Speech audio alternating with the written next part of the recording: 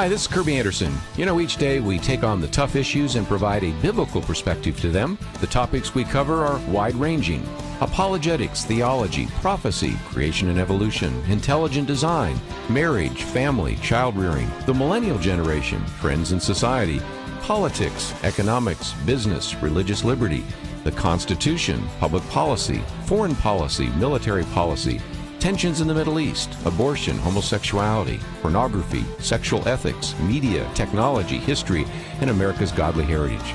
We talk about anything that affects your faith, your family, or your freedom. So don't go anywhere, because Point of View starts right now.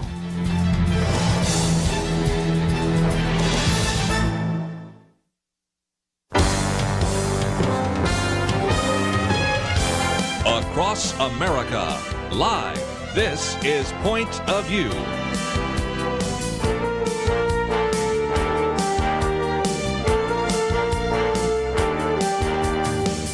And now, Kerby Anderson. Thank you for joining me. It is the Monday edition of Point of View, and for those of you that tend to watch sports, last night, of course, was the Super Bowl. We're not going to say a lot about the Super Bowl in terms of that, other than congratulations to the L.A. Rams, but I think it did signal something else that has maybe a broader context, and that is, if you looked at the 70,000 fans that were in the stadium watching this game, which was quite an exciting game, I might say, you didn't see very many people wearing masks.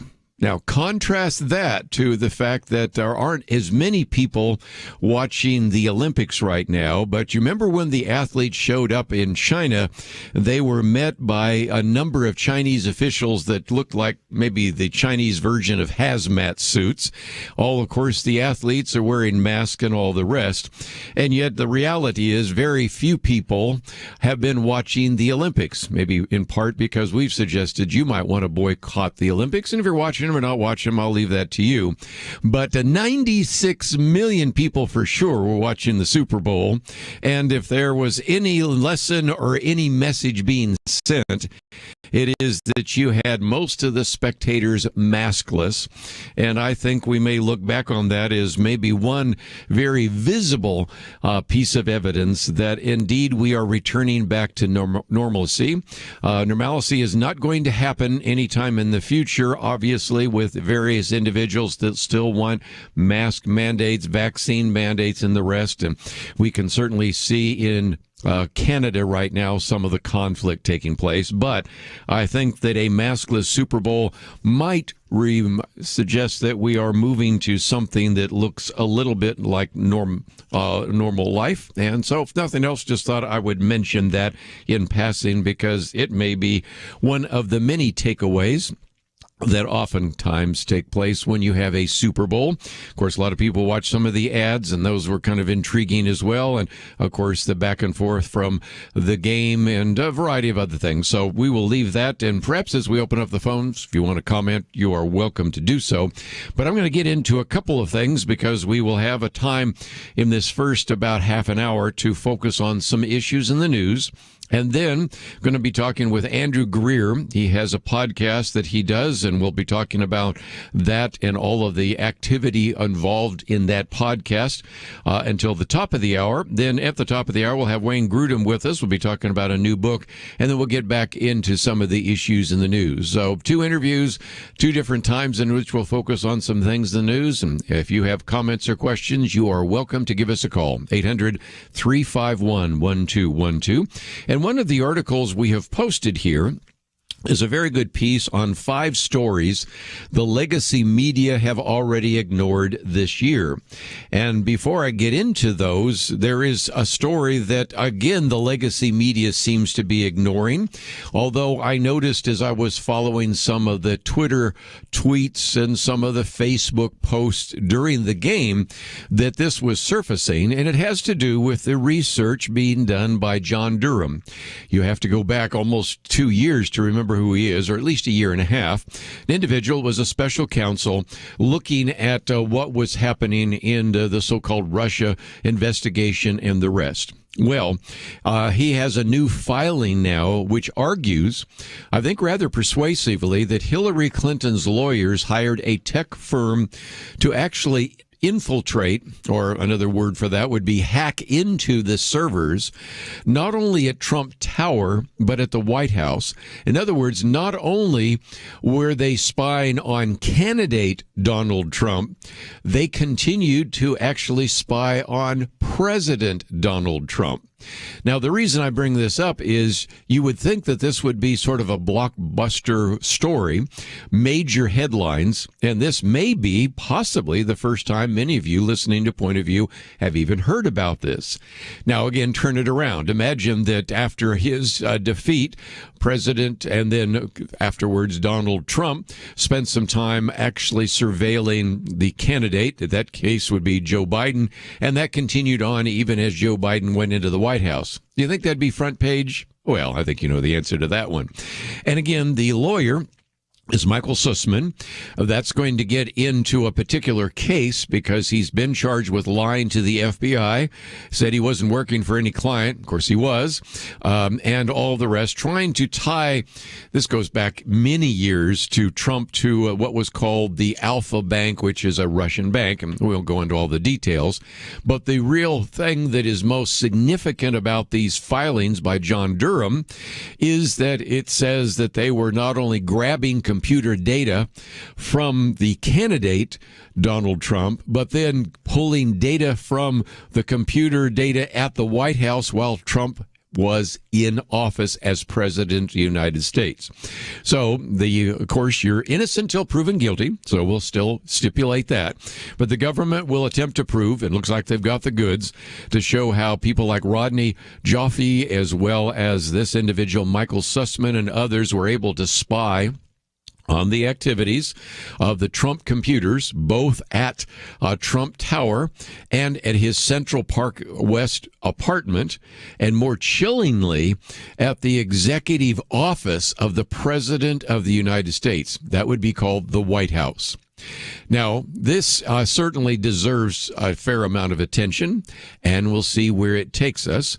You might remember that Donald Trump, when he was in the Oval Office and president, was very frustrated that John Durham took too long, I think that's an understatement now, to actually dig up all this information. But nevertheless, in a statement the other day, the former president, Donald Trump, said that these filings, and I'm quoting him now, provide indisputable evidence my campaign and my presidency were spied on by operatives paid by the Hillary Clinton campaign in an effort to develop a completely fabricated connection to Russia. This is a scandal, he says, far greater in scope and magnitude than Watergate, and those who were involved in and knew about this spying operation should be subject to criminal prosecution. You might remember that there was a time in which Donald Trump alleged, when he was candidate, they're spying on me, and if there was one thing that was so quickly dismissed with just a flap of the hand and a back of the hand, it is just, this is a man who has lost any kind of perspective. This is a man who engages in conspiracy theories. There's not a shred of evidence that indeed that takes place. Again, you're innocent till proven guilty, but John Durham looks like he has all the evidence of the world to once again prove that Donald Trump was right, and all of the mainstream media was wrong. So I do that as a setup for the second article we have posted on our website today, 5 stories that legacy media have already ignored this year. We'll come back and talk about that. One of the other articles, actually the first article I've posted, 4 ways America routinely bows to China. And if we don't get to all those, we'll cover those about an hour from now. But nevertheless, wanted you to hear a little bit about what is happening in the news right now. And as we go through this, we're going to once again illustrate why you need to read widely. Because if all you do is listen to or watch the mainstream media, we're going to come back and talk about 5 other stories, in addition to this one, that hasn't been given much coverage, that you needed to know about. And some of those you've actually first heard about right here on Point of View. Let's take a break. We'll talk about those 5 stories the media has ignored right after this.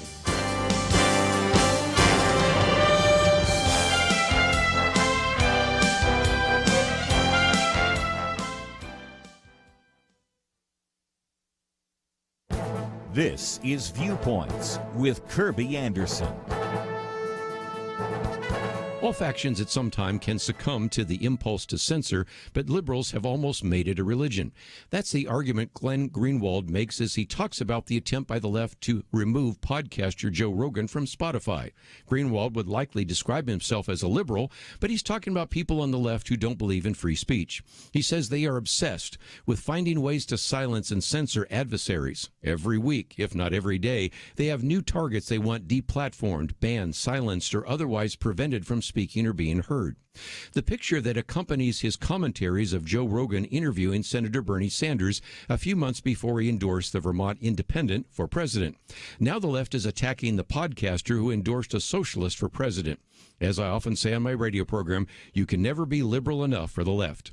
In the past, the left's preferred censorship tactic was to expand and distort the concept of hate speech to mean views that make us uncomfortable. They even falsely claim that the First Amendment doesn't protect hate speech. But the hate speech argument isn't broad enough, so now they want to censor misinformation or disinformation. That is apparently Joe Rogan's supposed crime, for allowing a doctor to present some unpopular information about COVID. But if you think the information presented is erroneous, criticize it. Don't censor it. Lest you think that the censorship impulse only affects leaders on the left, Greenwald mentions that polls of Democratic voters show they overwhelmingly favor censorship of the internet by big tech and even by the government itself. It's time to acknowledge that the censorship impulse infects large parts of the American electorate. I'm Kerby Anderson, and that's my point of view. For a free copy of Kerby's booklet, A Biblical View on Inflation, go to viewpoints.info/inflation. That's viewpoints.info/inflation.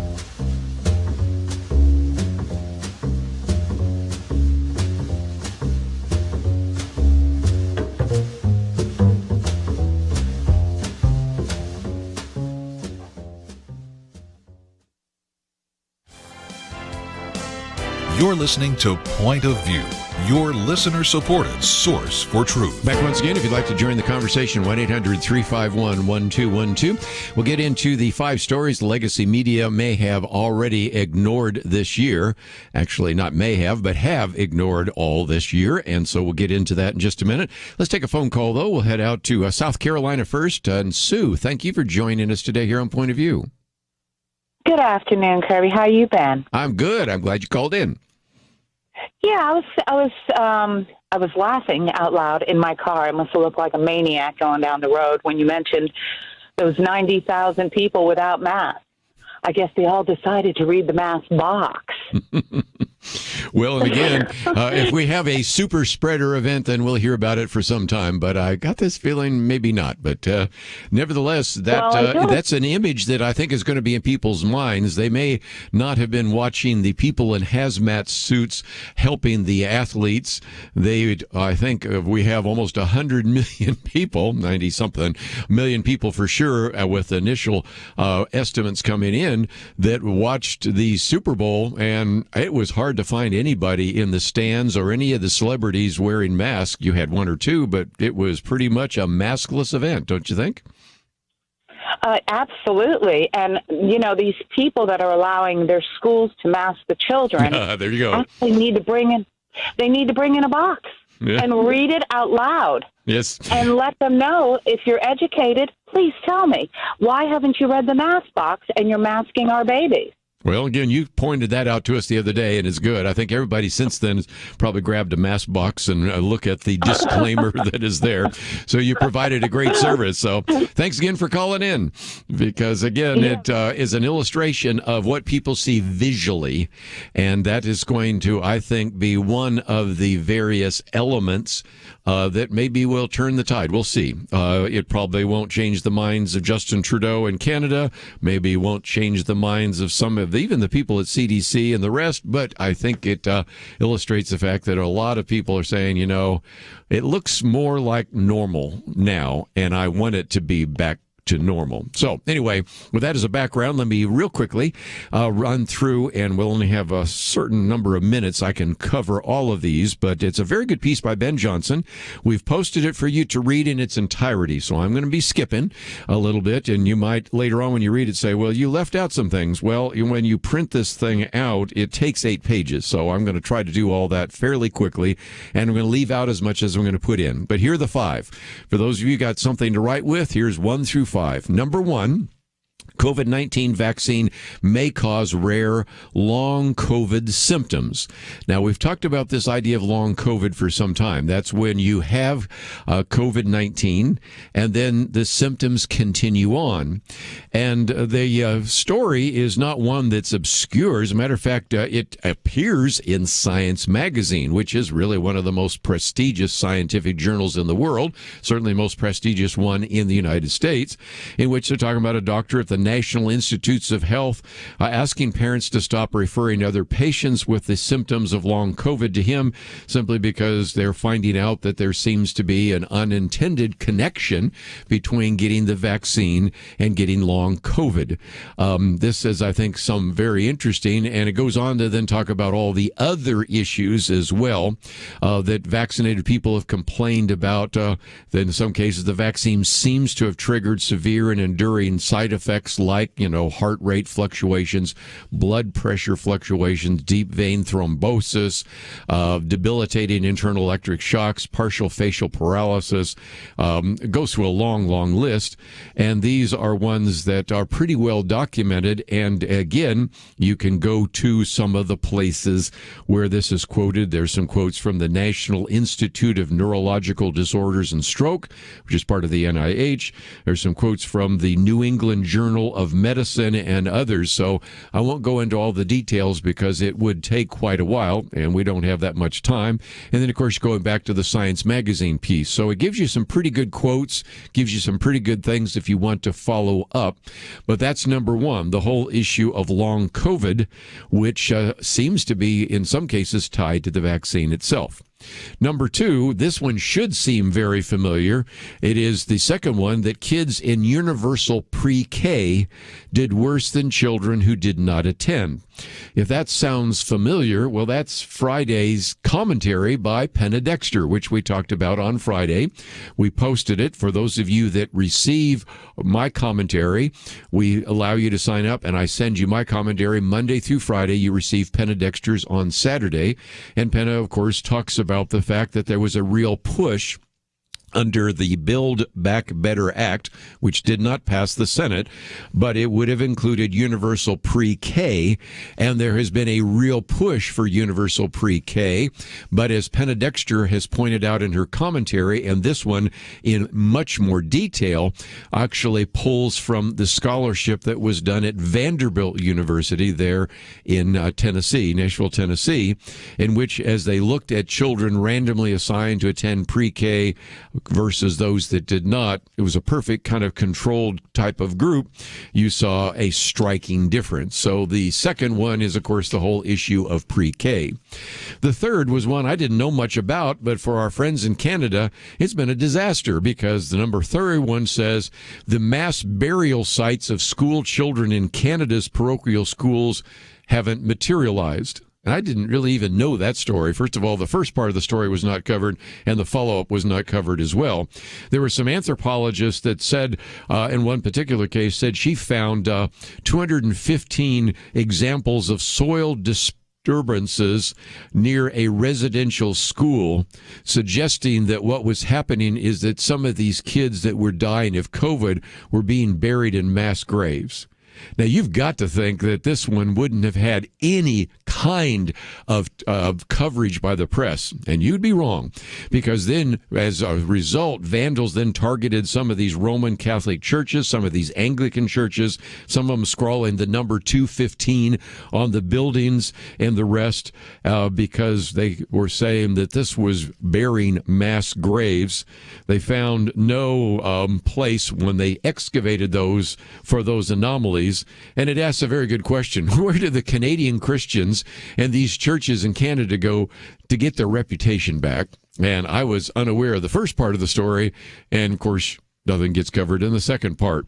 Number 4, this one again is one we've covered quite a bit here on Point of View. Shocking study, police reduce crimes. I know that shocks a lot of you, but nevertheless, that's the case.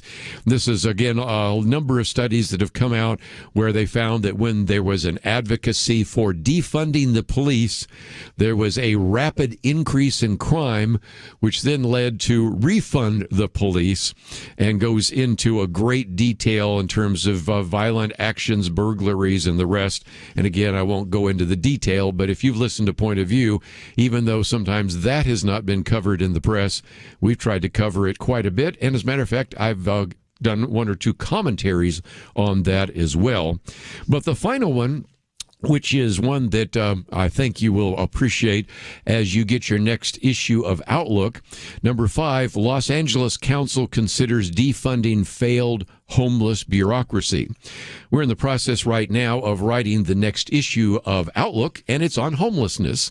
And there's all sorts of reasons for that, not the least of which is the fact that the Los Angeles City Council said, we've been spending, I think their argument was, $1 billion a year for the Los Angeles Homeless Service Authority, and it's doing no good. Of course, there's also this new book out called San Francisco, which I have looked at and read very significant parts of cover to cover, that has gone in and talked about some of the problems that have been created by these very liberal district attorneys.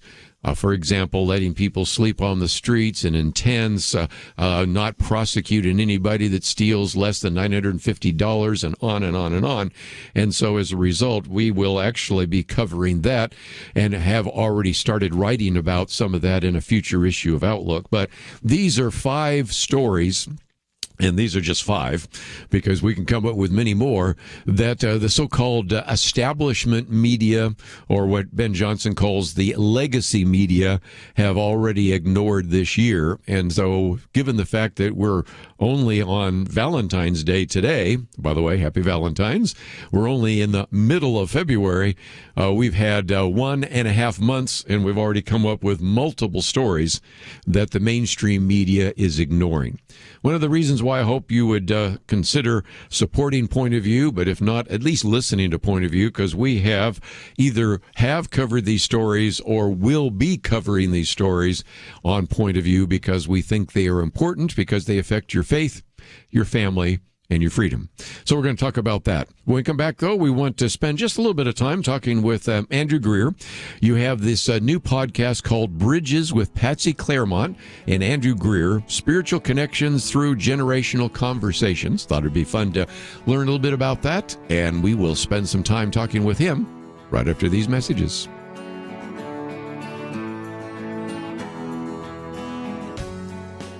Having civil conversations about important issues seems to be harder and harder. Various media outlets tell people what they should believe, why they should be outraged, and getting people to actually think, well, it can be difficult. Whether it's the gospel, tax issues, social policy, or just about anything else, you need to have solid information and clear thinking to address the hard issues. You need God's truth applied.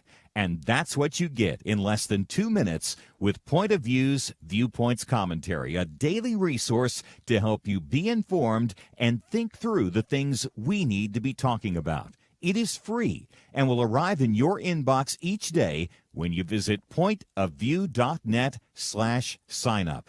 Sometimes we know we should say something, but we're silent because we're not quite sure what to say. Viewpoints Commentary can help you break the silence and change the narrative. It can make you a more equipped agent for truth. Get your free subscription to the Viewpoints commentary at pointofview.net/signup. pointofview.net/signup. Point of View will continue after this.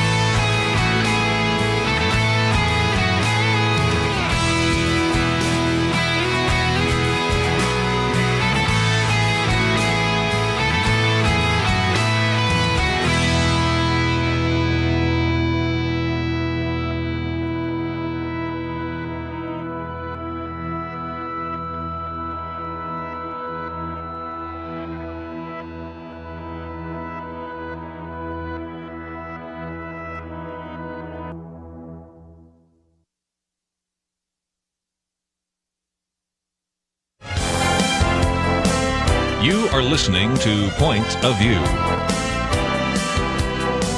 The opinions expressed on Point of View do not necessarily reflect the views of the management or staff of this station.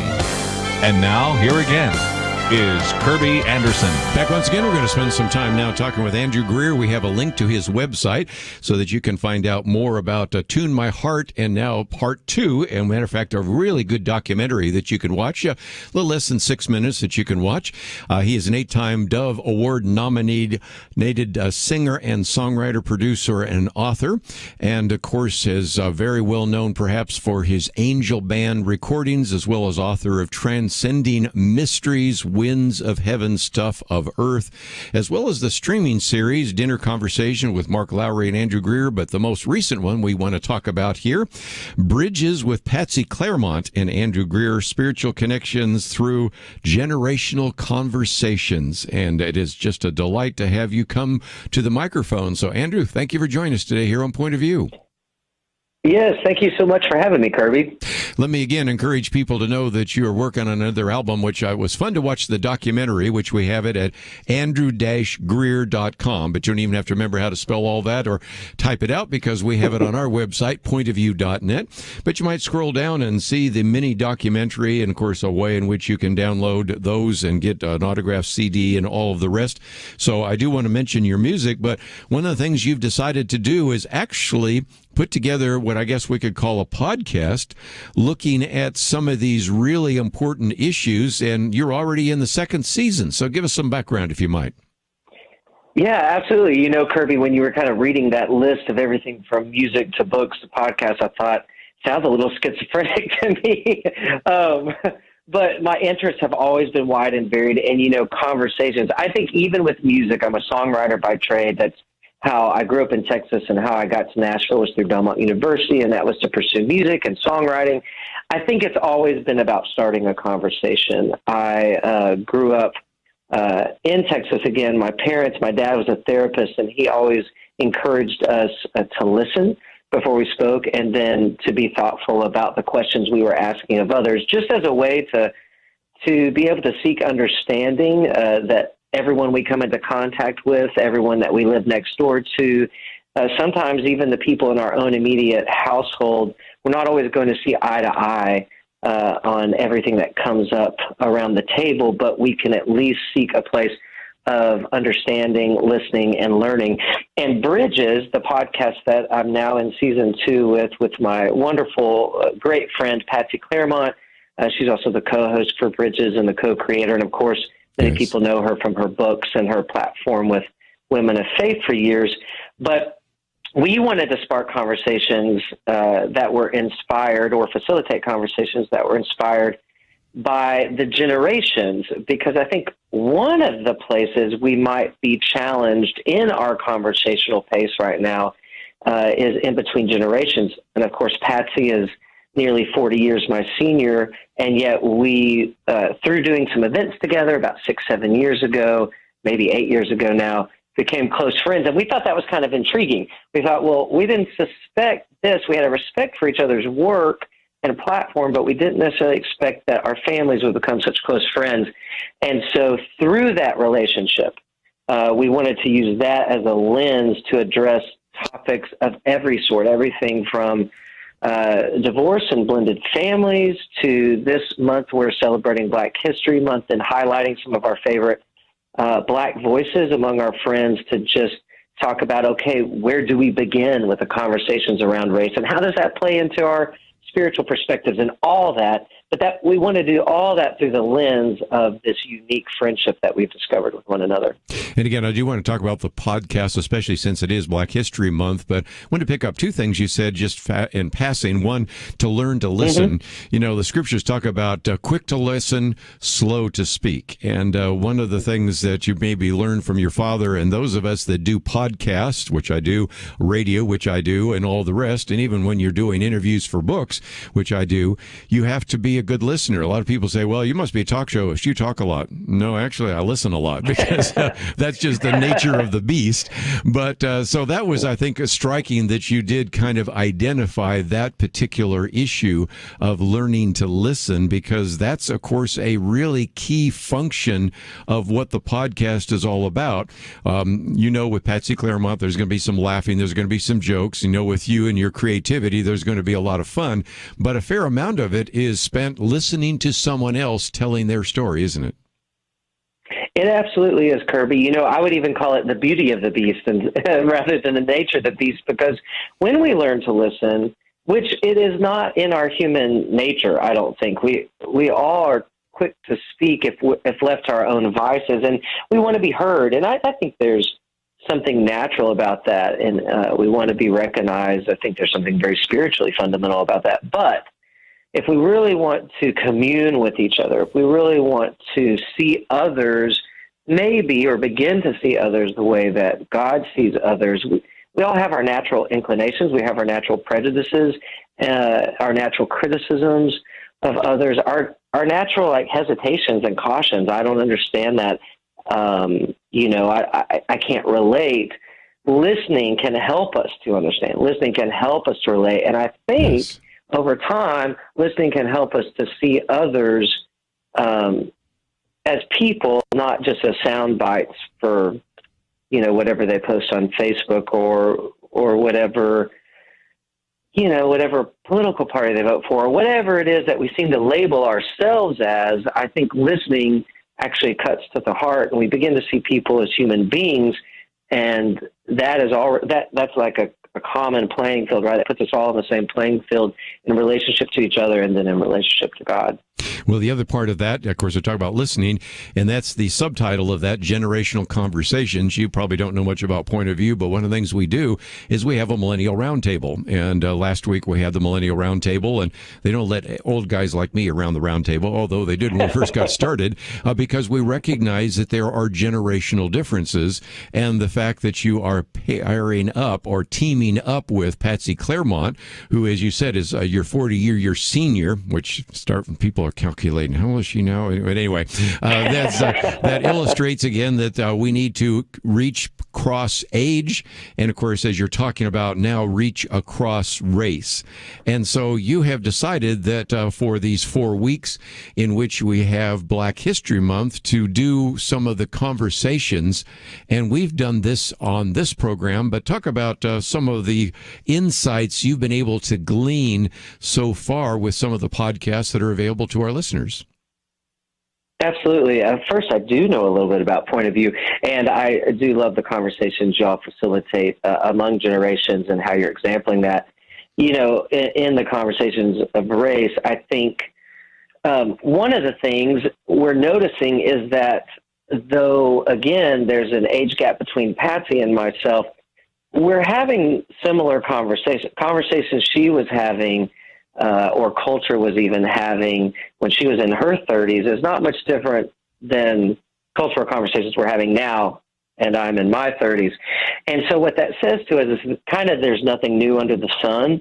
And I think what that allows us to do is relax around these heated conversations. And so It allows me to invite my Black friends to the table and to hear from their perspectives and go, okay, this isn't just something. I think a lot of times when we react to things and rather than respond, it's because we feel like something's aggravated within us, and maybe we feel like we're even being attacked or put on the spot or criticized.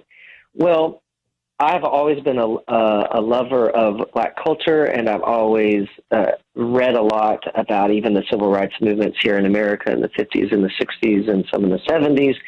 And because I am familiar just through reading and my research with that period of time, again, though there may be some details that are different, the conversations are the same. And it's always a learning, how do we get along? And not to be repetitive, but coming back to what we were first talking about, it's listening. I think the first step in getting along is listening. And a theme that keeps coming up in these conversations, which only the first episode has released, the second one comes out tomorrow, and then we'll continue throughout the month. But a little teaser, the theme is listen. And it's not only me as a white male listening to my Black friend, but what we're learning from our Black friends is they're also saying, and we want to know your story. I think sometimes I forget that even in this sensitive culture we're in around race, that where I'm being prompted to go listen to my Black friends' stories, which I think is a good and correct thing to do.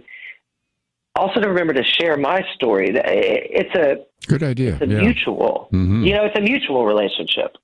Very good. I need to take a break, and we'll come back. We'll continue the conversation. By the way, Bridges, if you'd like to get it, and it's very easy to get, you can go to Apple Podcast.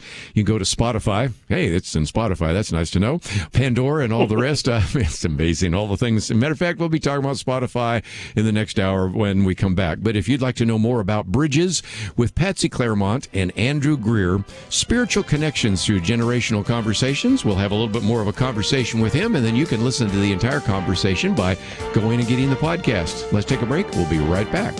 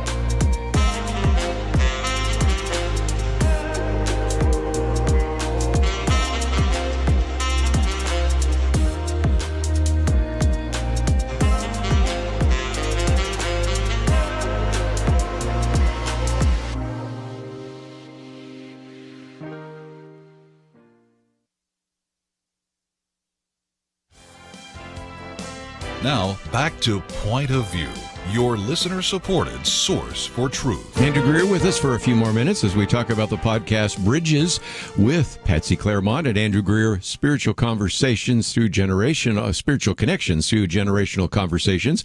And again, I thought maybe we'd come to the fact that today is February 14th. Happy Valentine's Day, by the way.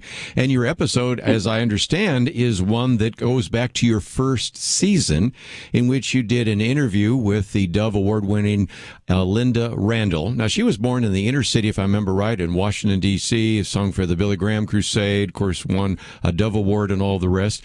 But as an African-American woman, talks about this issue of race, racial reconciliation. And so in some respects, you decided to bring that one here to our conversation here in 2022. Absolutely. You know, Linda is a fascinating human being and a wonderful conversationalist. And I think what is very interesting about Linda is how she did grow up in that inner city climate and culture of D.C. and in a predominantly black neighborhood.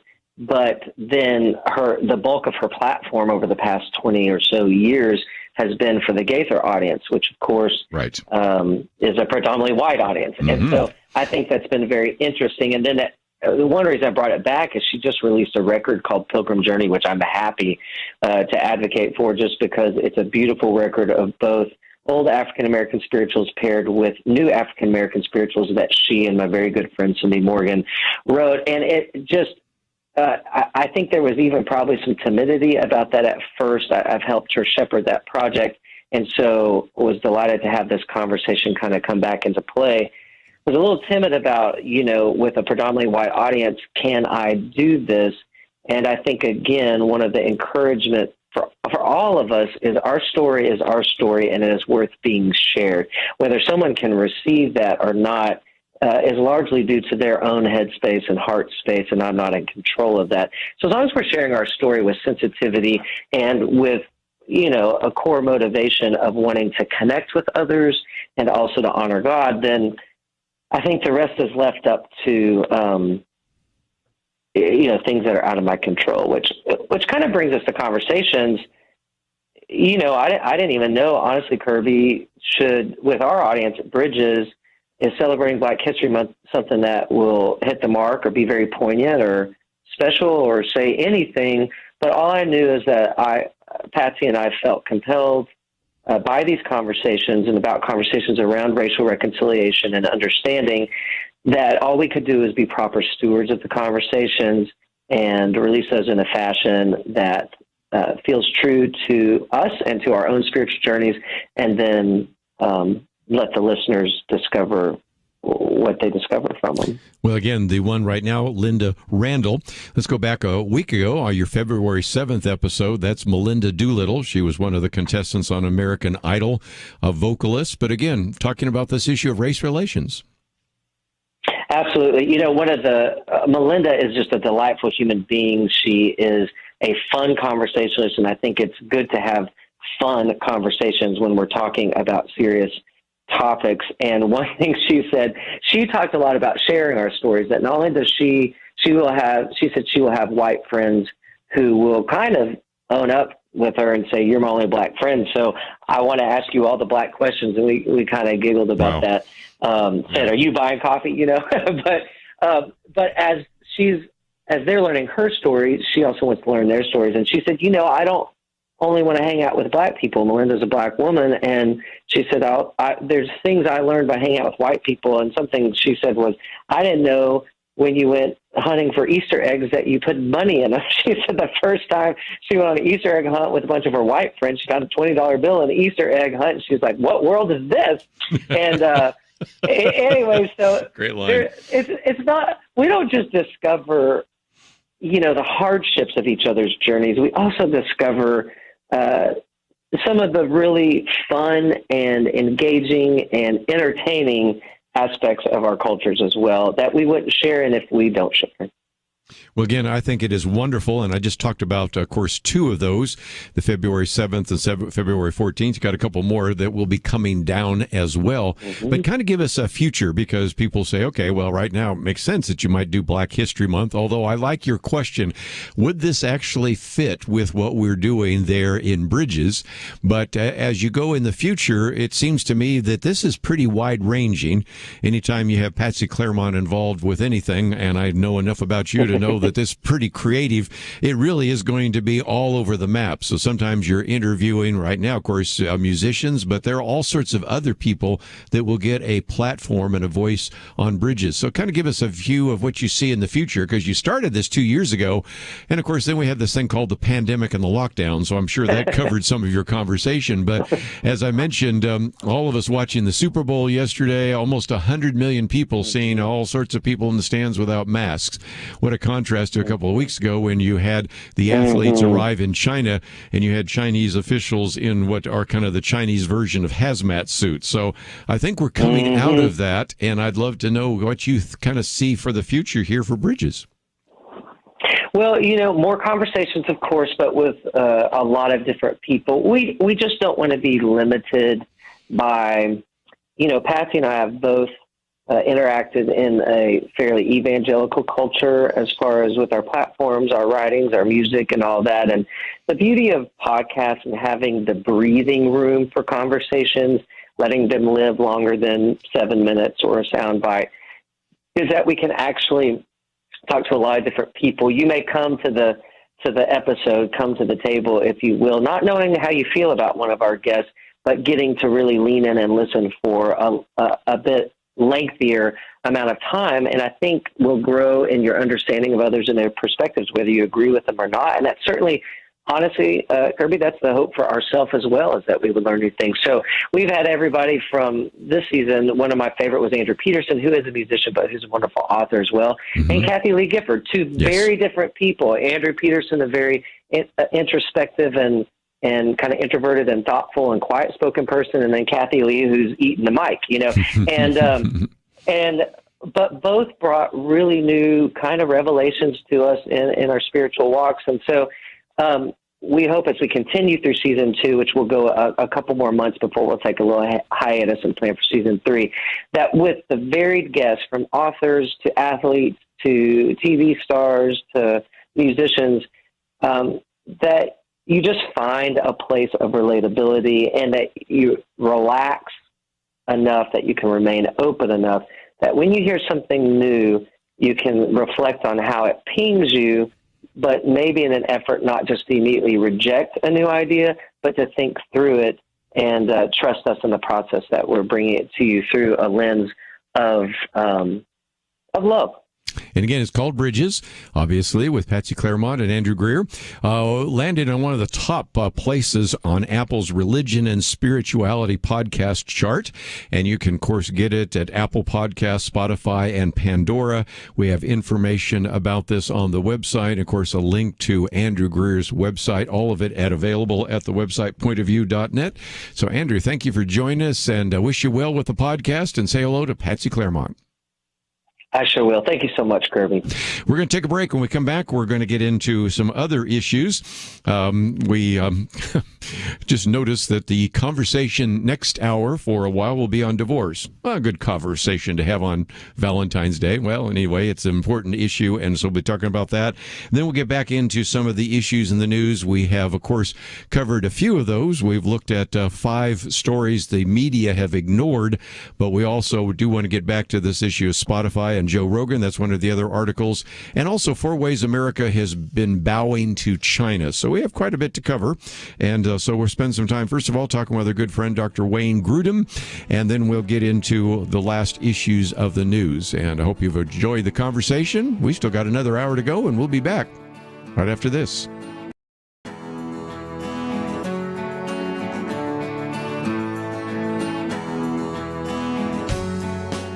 We live in a digital generation. Point of View is reaching this often overly plugged-in generation with truth.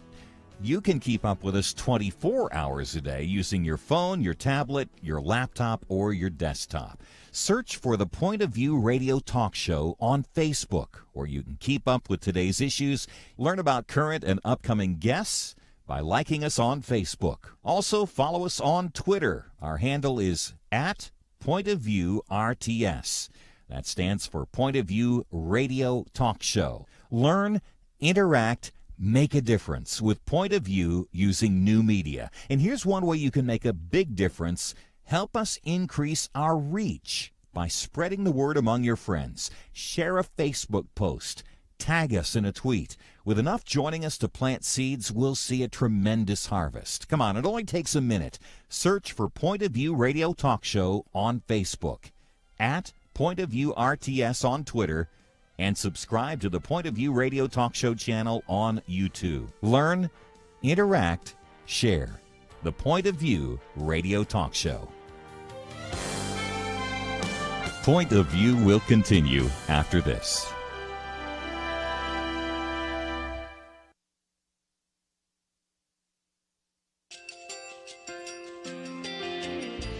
I just want to thank you so much for all the wonderful programming you have.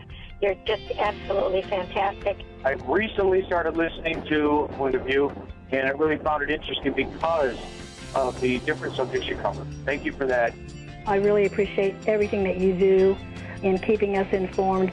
Thank you, Kerby, for everything that you have been doing. I appreciate all the work that you're doing, advocating for the Word of God. Thank you so much. Point of view, I think, is absolutely necessary because it's a Christian perspective, a biblical worldview perspective, and receive very current, up-to-date information about what is really going on, week to week in our culture, which is changing so rapidly, and yet it's morally sliding backwards. Yeah, I'm just, first of all, I thank you guys. Y'all's program is wonderful, and enjoy it every day. I learn so much every time I listen to it. Point of View Radio Talk Show.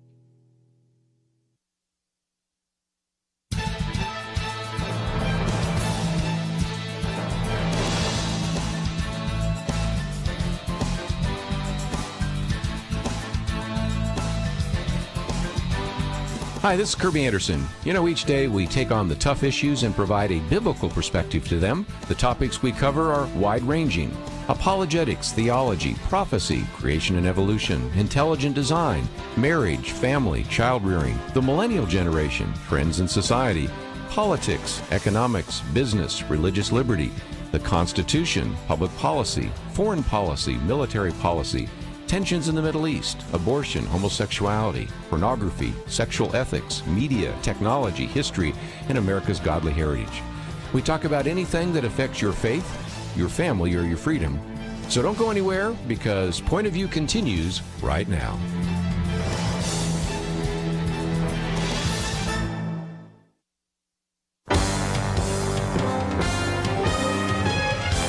Across America, live. This is Point of View.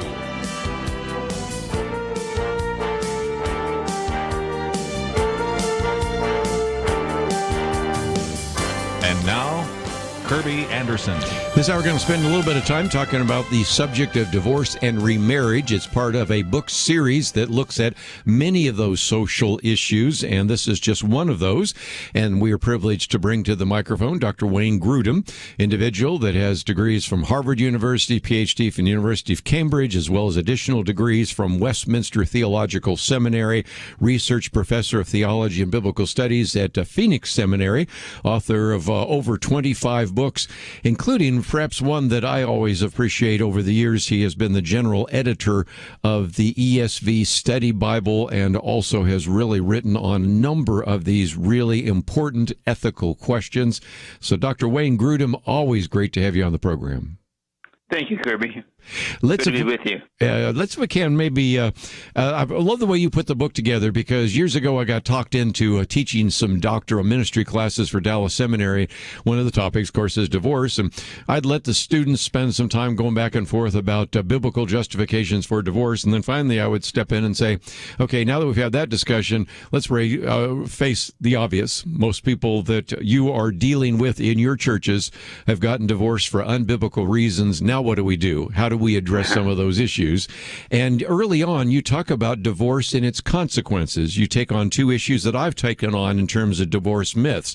Number one, that there are more divorces out there, that people use, one out of every two marriages end in divorce, and that's a myth. But also that there are, in a sense, no negative consequences to divorce. That was an argument being made by some of the feminists and others. And yet a person like Judith Wallerstein, who you quote, and others have found that there are really significant social, economic, and psychological consequences to divorce. So before we get into some of the scriptural passages, I just wanted to applaud you for the fact that you had some sections in this book dealing with the consequences of divorce as well. Well, thank you, Kerby. It really is a serious problem when it hits home, and probably all of our listeners have friends or family members within an extended family who have gone through a divorce, and they know firsthand how painful it can be and how the consequences seem to last for years. And again, these are significant ones. You know, Judith Wallerstein really probably didn't expect that. And we've had Michael Medved's wife on, Diane Medved on, and others. And I kind of talk about the 3 E's. First of all, the economic devastation of divorce, first, certainly. Second of all, the emotional devastation of divorce. But then to the children, the educational devastation of divorce. Yeah. And I have found over the years, when I have occasionally taught on this subject, primarily in seminaries, that the pastors and other seminary students will say, yeah, I can point to people that have been divorced, and they are the ones most likely to say that divorce is as bad as you would think it was, because they've gone through some very devastating experiences through the divorce that actually they've had to implement or was actually implemented against them. Yes, and the children. The consequences for the children last sometimes for a lifetime. So I want to start out the discussion, Kerby, by saying God's plan for us is husband and wife remain married to each other forever during this lifetime until death do us part. Margaret and I have been married 52 years, and it's just a wonderful blessing. And again, part of that original plan is one of your chapters there as well, because when even Jesus was confronted, and we're now going to get into the Old and New Testament about, well, didn't Moses allow divorce and everything like that? What does he do? He takes them back to Adam and Eve and takes them back to what God's plan was. And, of course, you have a whole section on Malachi 2:16. We'll get to that in just a minute. And so the idea is whether you look at the Old Testament and the New Testament, you can see that God's plan was for marriage, for life, and we always recognize that that may not always work out, but the reality is that's what God intended. And if we weren't in this fallen world with fallen individuals, that certainly was God's plan in the garden, wasn't it? It was, and that's what we should aim for, and that's our initial goal when we talk to people contemplating divorce. We, as Christian friends or counselors or pastors, need to see if the marriage can be repaired and restored, and many times it can be. Yes, matter of fact, documented all sorts of times in which individuals that are willing to work at it certainly can. Now, biggest problem, which again I'll talk about a little bit later politically, is that once we had no-fault divorce, you can get divorced for any reason or no reason at all. But let's, if we can, focus some of the time and attention on what is kind of the core of this book, and that is, in the Old Testament, divorce was allowed in certain cases. That takes us back to Moses and the book of Deuteronomy. Can you kind of give us some of the background there? Yes.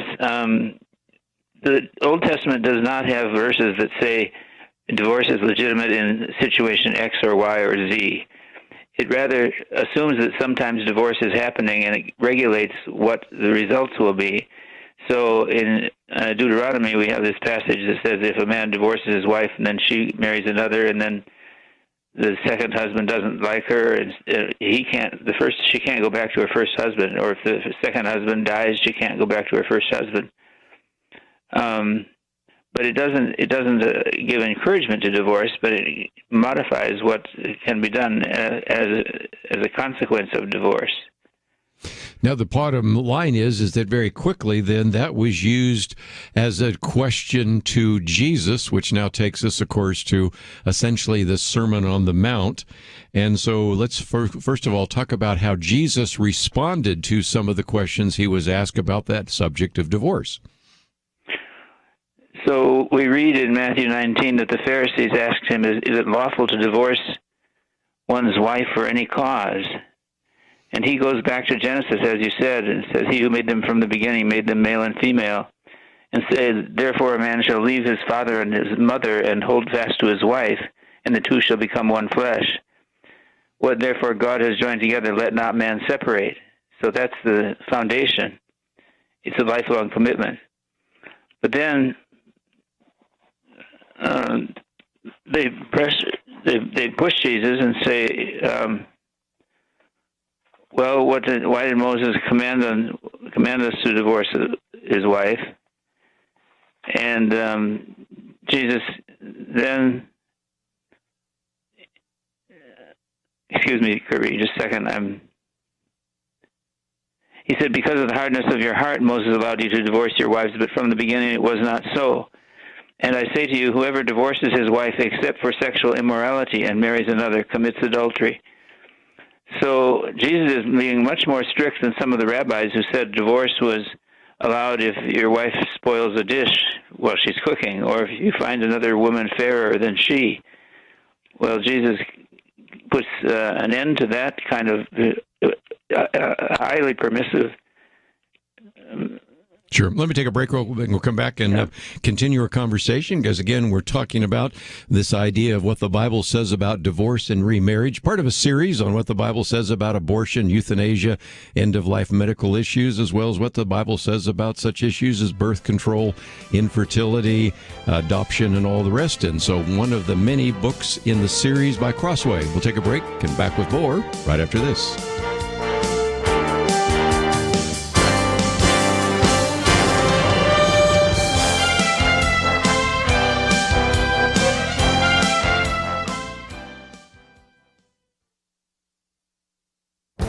This is Viewpoints with Kerby Anderson. All factions at some time can succumb to the impulse to censor, but liberals have almost made it a religion. That's the argument Glenn Greenwald makes as he talks about the attempt by the left to remove podcaster Joe Rogan from Spotify.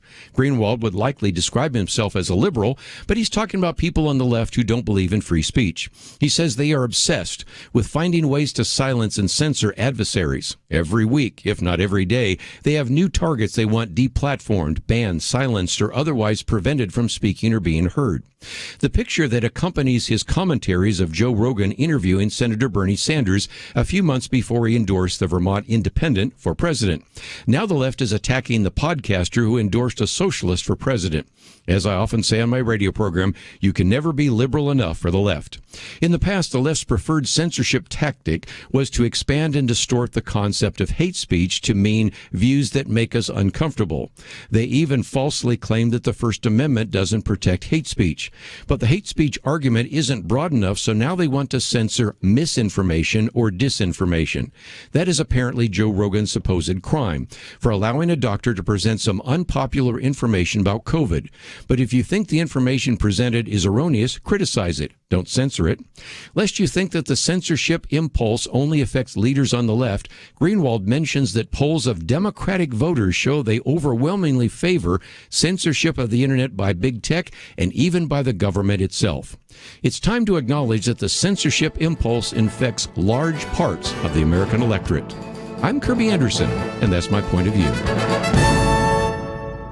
For a free copy of Kerby's booklet, A Biblical View on Inflation, go to viewpoints.info/inflation. That's viewpoints.info/inflation.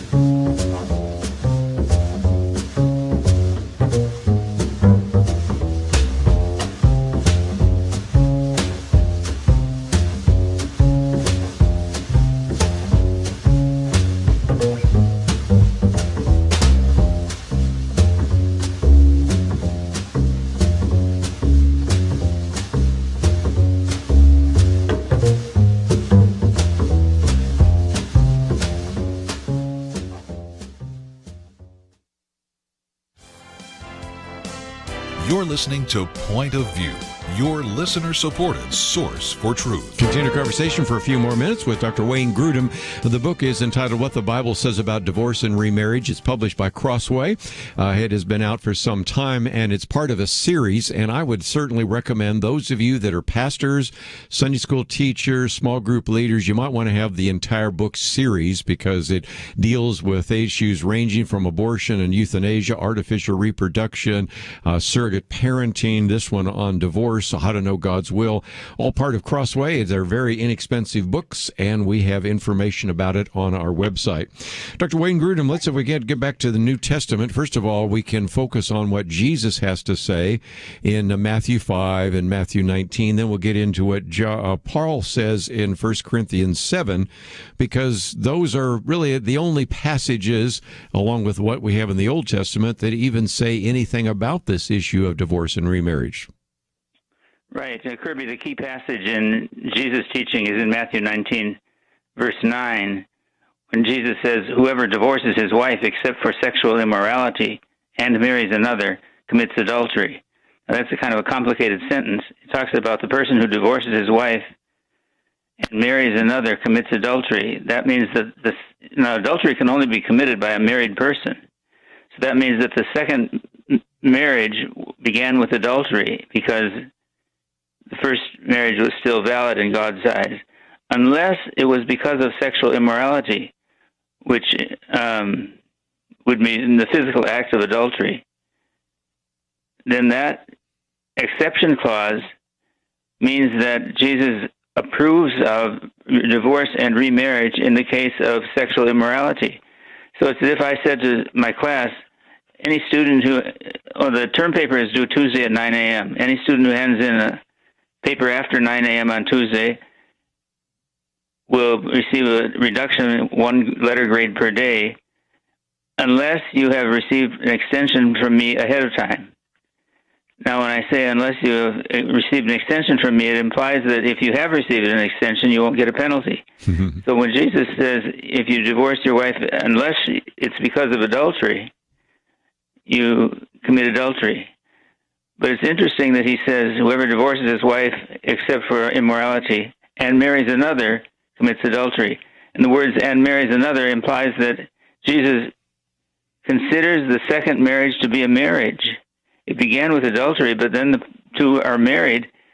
Even though that began with the wrong reason, it would be further sin for them to break up that marriage and go to another one. And so when I teach on this in class, I say, if you are married, let's start out right now by saying you are married to the right person, whether or not your marriage began on the sound basis or not. Good point. Your role now is to make that marriage a good one and pray that God would help you. So again, that kind of gets into what Jesus says. The other question that people have is they go to like 1 Corinthians 7 and what Paul says. Can you put those two together? Because sometimes people see a distinction there. And how do we put that one together with what we've already heard Jesus say in Matthew 19? Paul talks about marriage and says that husband and wife shouldn't separate, shouldn't be divorced. But then he says in 1 Corinthians 7:15, if the unbelieving partner separates, let it be so. In such cases, the brother or sister is not enslaved. God has called you to peace.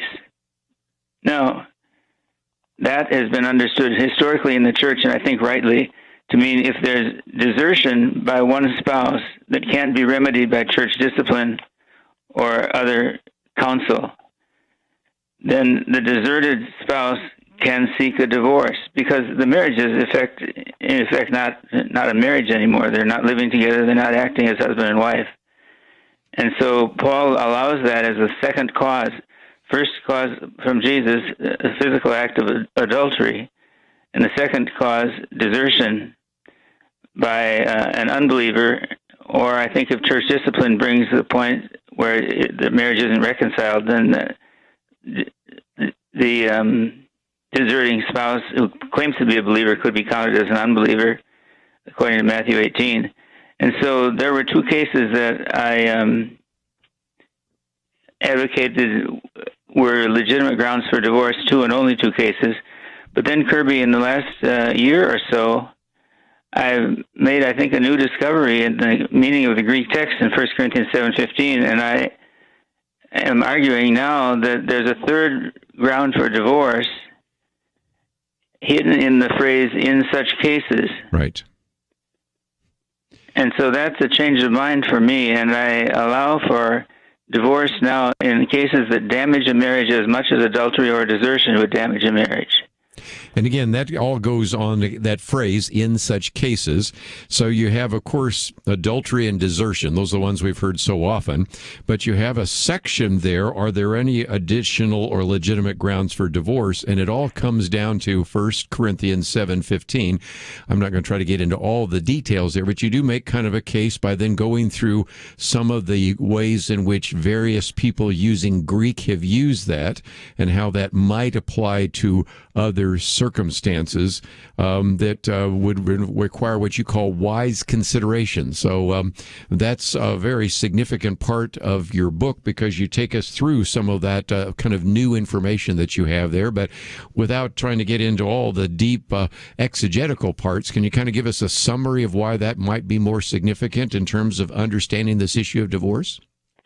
Right. Well, when Paul says, in such cases, the believing brother or sister is not bound, is not enslaved, the phrase "in such cases" is three very common Greek words, the English equivalent of the word "in" and the word "the" and the word "similar" or "like."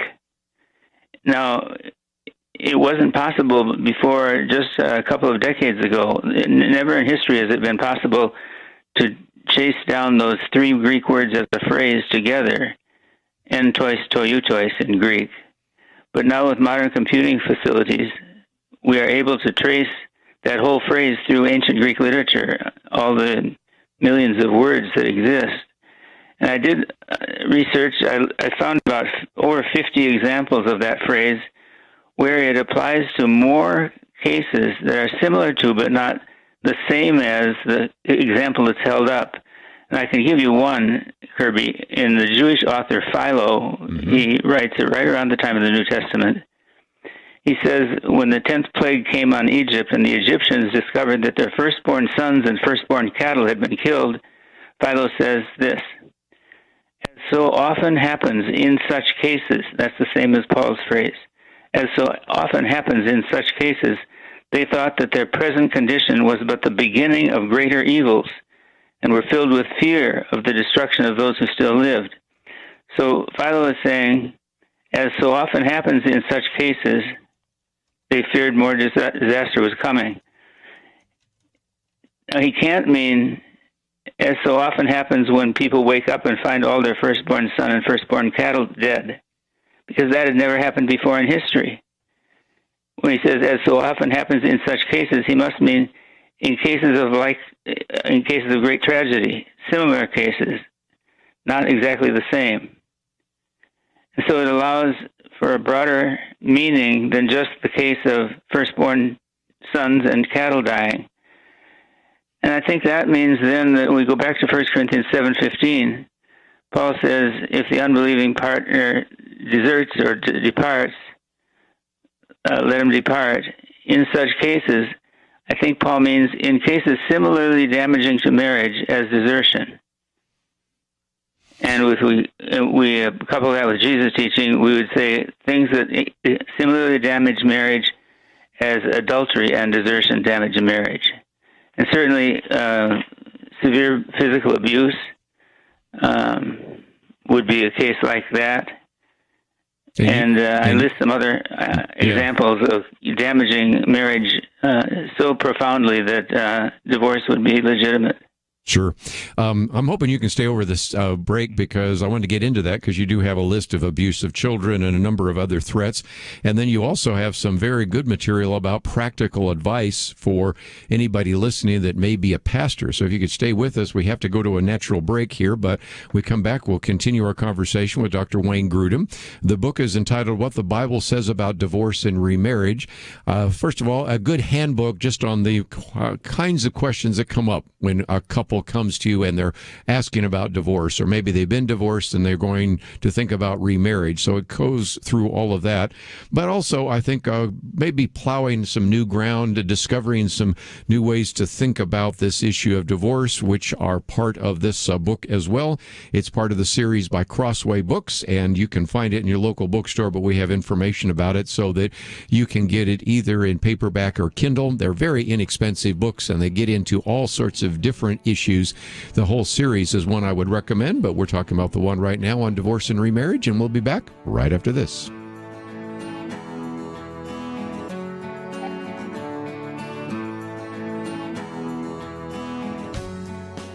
Having civil conversations about important issues seems to be harder and harder.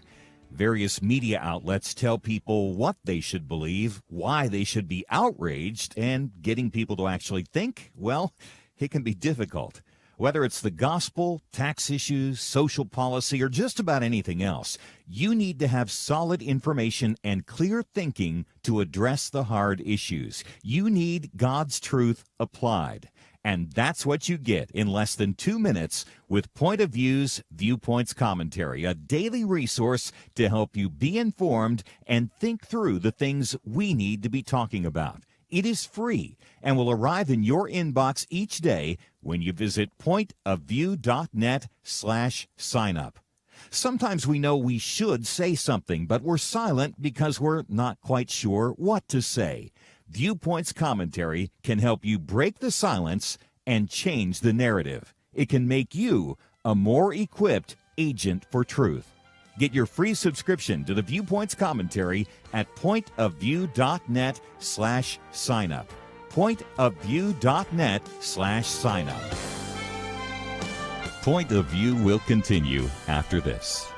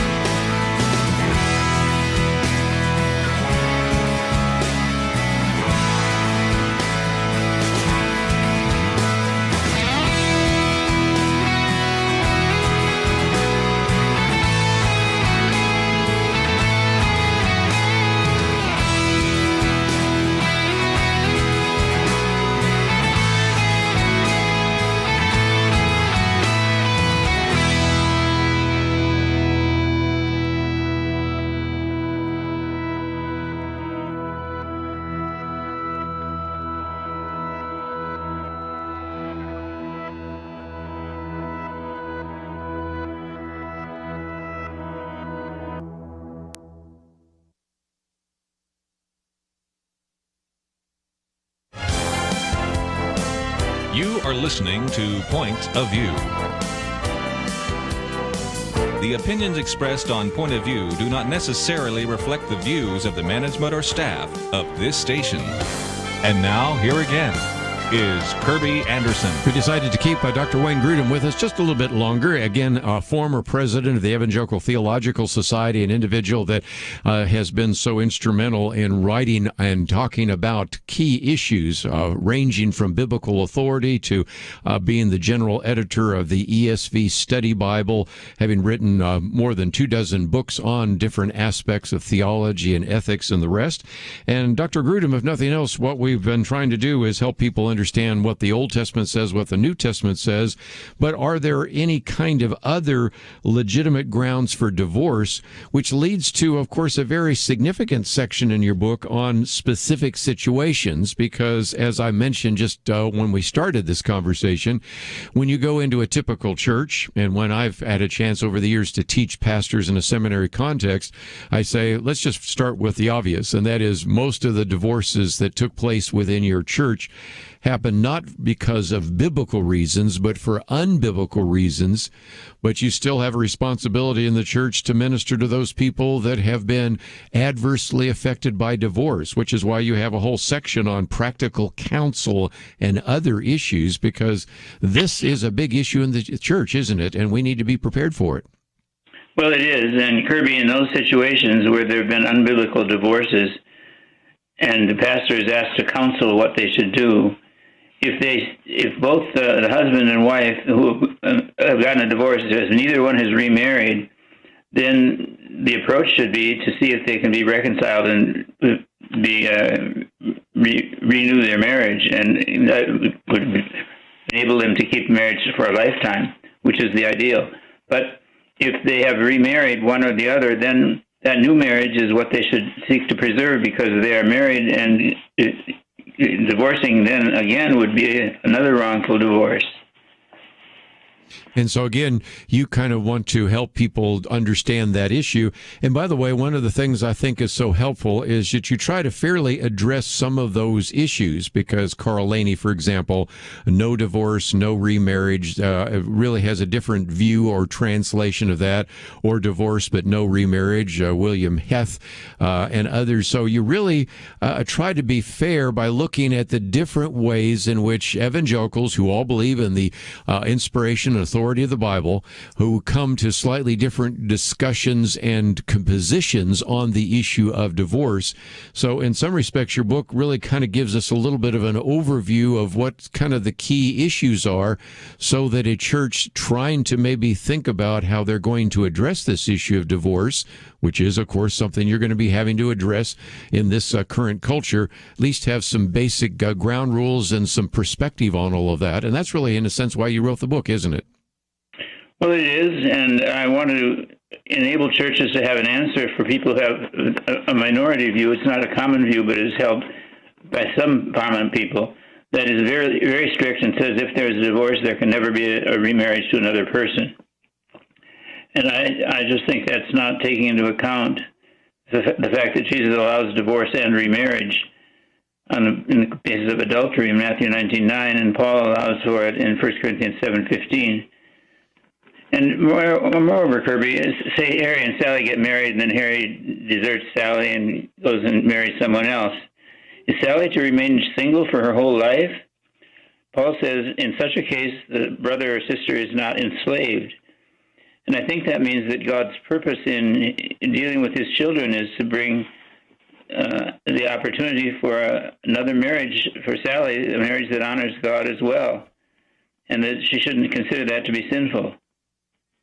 So again, one of the reasons you're doing this is to really help some of the individuals that find themselves in situations they didn't ask for, actions that they did not initiate, then ask what they could possibly do in the future. And again, every church and every denomination and every particular group will have to, of course, look at some of the facts, but and some of the biblical concepts and principles and guardrails, if you will, for all of this. But that's why you've kind of put this book together, and I think it just illustrates, again, one of the reasons why we wanted to talk about this. It's a controversial issue, but I think you've probably noticed, since we're the old guys around the table, how we used to occasionally address the issue of divorce from the pulpit, maybe back in the 60s and 70s, but once the divorce rate got much higher, we stopped talking about divorce, and as a result, we didn't really talk about the importance of God's plan for marriage. We didn't talk about the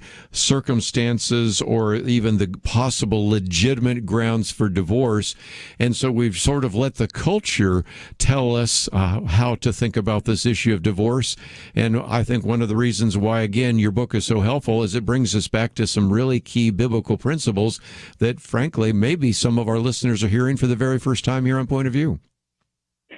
Well, I hope that churches are still teaching about it to some extent, Kerby, and I hope that marriage ceremonies and the pastor's little short sermon that is given at a marriage would emphasize that this is a lifetime commitment. And I say, when I have performed wedding ceremonies in the past, I say to the husband, now your primary loyalty in this whole world is to your wife above all other persons, above your brothers and sisters, above your parents, above your children. Your primary responsibility and loyalty is to your wife, and to the wife, the same for her primary loyalty for the rest of her life is to her husband above all others. That's how important marriage is, and it's something created by God and wonderful. Well, just before I let you go, let's talk about the fact that this is part of a series. I mentioned them as we were going to the break. You have one, What the Bible Says About Abortion, Euthanasia, the End-of-Life Medical Issues, very important. And again, if you're going to be in ministry, you really need to know how to answer those questions.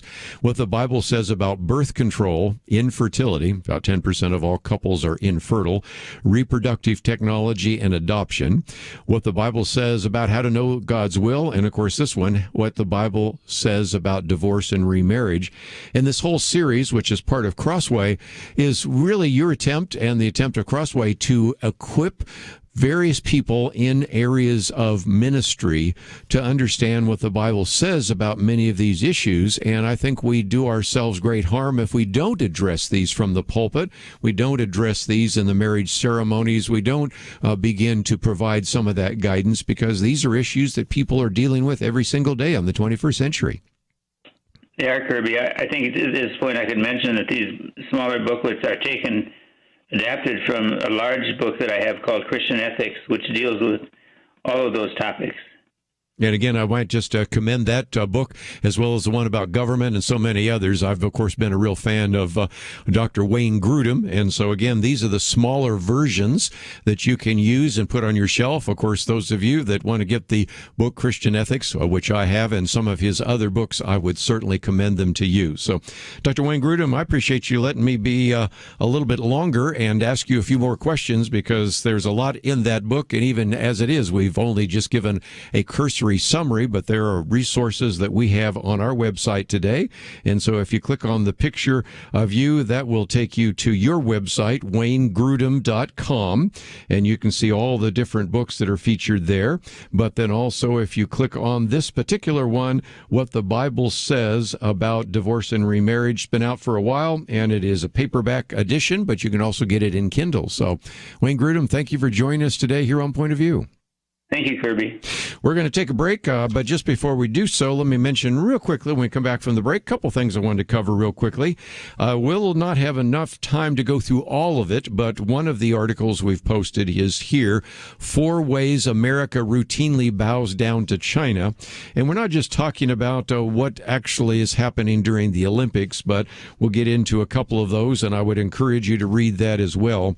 And, of course, I mentioned in the last hour the issue of Spotify. We also have this piece by Charles Cook, who we like to quote from time to time, in which he's pointed out that various social media, various so-called establishment media like CNN have been coming after Joe Rogan for some time. And this piece helps us understand that first, the technique of going after individuals was to say, well, people are engaged in hate speech, and the First Amendment doesn't support hate speech. Well, it does. It actually defends opinions, even speech you may dislike. So that wasn't working very well. So then they were talking about, well, we need to deplatform these people like Joe Rogan because they're spreading misinformation or disinformation. When that failed, then they came to, well, he's a racist, finding a couple of times when he's used words that we shouldn't be using. And now the most recent one is just pretty amazing. They're actually moving into insurrection and genocide, linking the words of Joe Rogan to the attack on the Capitol on January 6th last year, and all the way back to the 1994 Rwandan genocide. The left's attack on people knows no limits, and there, I think, in that particular article is a great illustration of that, so we've posted it for you to read in its entirety. We'll come back, though, and talk a little bit about why you aren't hearing many people talking about China when we actually should recognize that is a danger. We've been talking about China during the Olympics. We'll do that right after these important messages.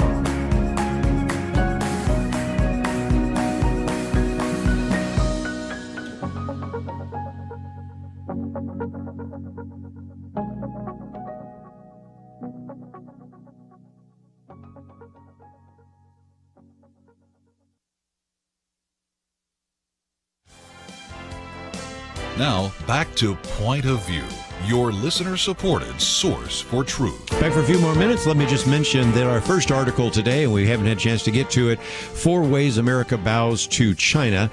And again, this is a very good piece that came out in the Daily Wire, and since you may not have had a chance to read it, I wanted to make it available to you. And again, you can number 1 to 4 if you want, because the first one is Trade, in which they point out that the wrestler John Cena, who is now an actor, oftentimes portrays himself as a tough guy, made waves when he issued an apology, interesting enough, delivered in Chinese for the crime of suggesting that Taiwan is an independent country.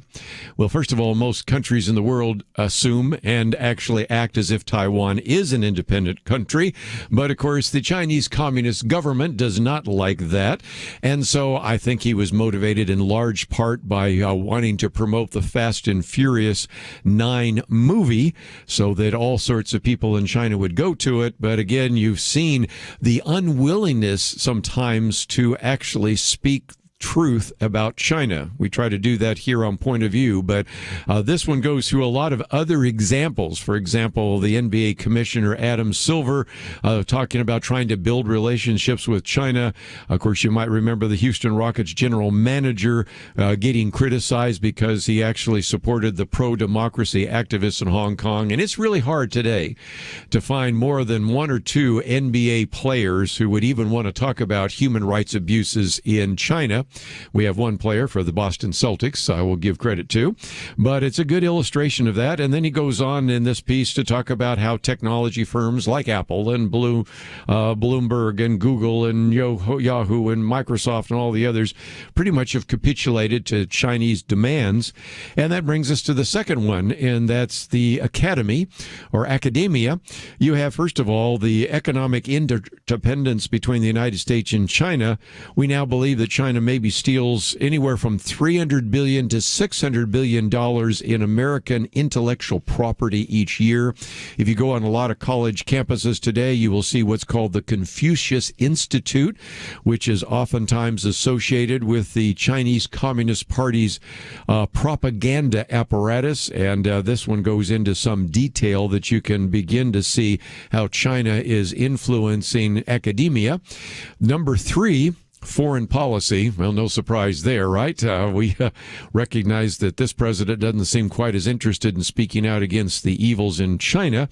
But this one also reminds us that when the White House press secretary was asked about why the Biden administration is not pushing for more access and information to get to the bottom of what happened in terms of the outbreak of the virus from Wuhan, well, you know what happens there. And that is they say, well, we're just working with our communist Chinese friends and our World Health Organization, which is a nice way of saying nothing's going to happen.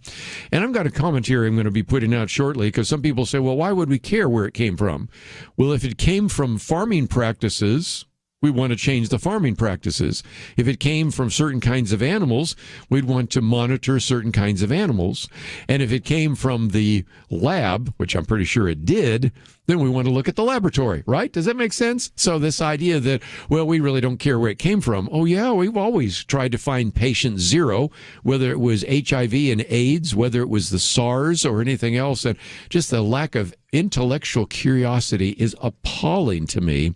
But I need to get to number 4 because we've talked about trade. We talked about the academic world. We've talked a little bit about also some of the other aspects of this in terms of how it relates to foreign policy. But number 4, of course, would be culture. And this one is pretty interesting because right now, if you look at China, the Chinese Communist Party is really trying to promote manhood. It's really trying to strengthen their resolve. It's building up a tremendous amount of reservoir of individuals who believe in the country of China and are quite willing to go and die for the rights of the Chinese government at a time when it seems like every time we turn around, whether it's the Defense Department, whether it's some of the Joint Chief of Staff or whatever, doing what they can to kind of shatter some of that and to actually do what it can to weaken the focus on defense and masculinity and all the rest. So nevertheless, this is a long piece, which again, I've summarized. It goes on for about 4 major pages, maybe 5 pages. And so you can read in its entirety, but it's a reminder, if nothing else, that right now it seems that we in a country country are quite willing to bow down to China, and that doesn't even include the obvious one going on right now of the willingness to capitulate to almost anything the Chinese government wants from American athletes or from American diplomats. But just before we say goodbye, let me just mention that if you haven't been watching the news, on Friday, the U.S. Centers for Disease Control and Prevention actually did acknowledge what I think we already know. And that is, whether you look at the Pfizer vaccine or the Moderna vaccine, they both lose substantial effectiveness as boosters after about a couple of months. And so the Washington Post goes on to acknowledge that the report did not evaluate the variations in waning immunity by age or underlying health conditions or the fact that a person might be immunocompromised. But the study certainly came to this conclusion. What a surprise. It suggests that more boosters may be needed in the future. You knew that'd be the punchline, didn't you? So here we go again. So they're telling us what we already sort of knew, but also let me just point out that we are starting to see some people looking back at some of the things that were said.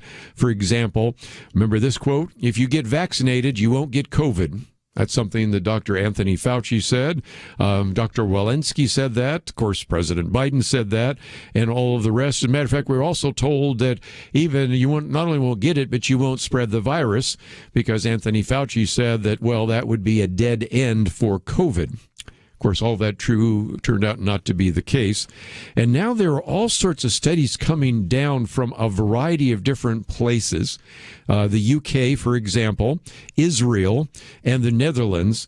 And if I can summarize this particular piece that goes on for some time, we recognize that the so-called vaccine efficiency isn't what it was intended to be.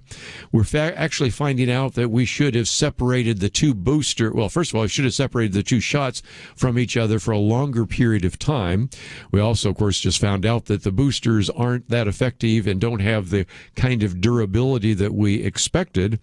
And if you go back and look at the UK, which actually looks at deaths a little different than we do. In other words, if you get vaccinated and then die, you're still considered to be unvaccinated because they only consider you to be vaccinated after 14 days after your second shot.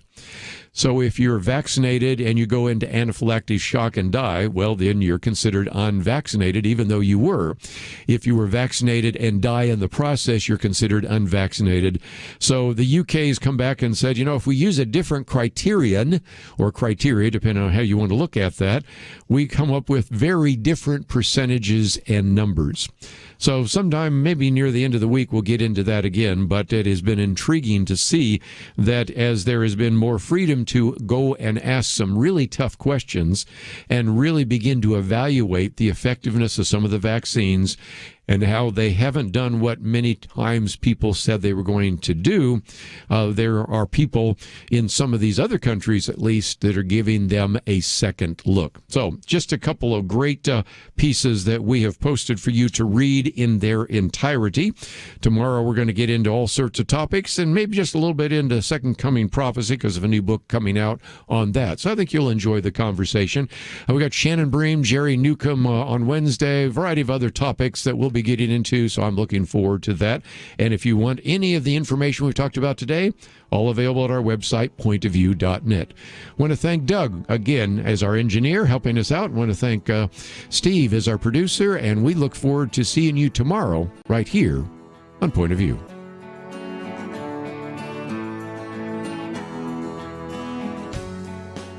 Supreme Court Justice Clarence Thomas recently said, "The Declaration of Independence has weathered every storm for 245 years. It birthed a great nation. It abolished the sin of slavery, and it endeavored to address its effects. While we have failed the Declaration time and again, and the ideals of the Declaration time and again, I know of no time," said Thomas, "when the ideals have failed us." While some see our founding as fatally flawed and promote ideas that have failed every time they've been tried, at Point of View, like Justice Thomas, we still believe in America's ideals. And if you do too, Make a difference today. Join the Truth Team as we promote the unchanging truth that gave us liberty and prosperity. Visit pointofview.net/team or call 1-800-347-5151. The original Americans responded to the call. Will you? Pointofview.net/team and 1-800-347-5151. Point of View is produced by Point of View Ministries.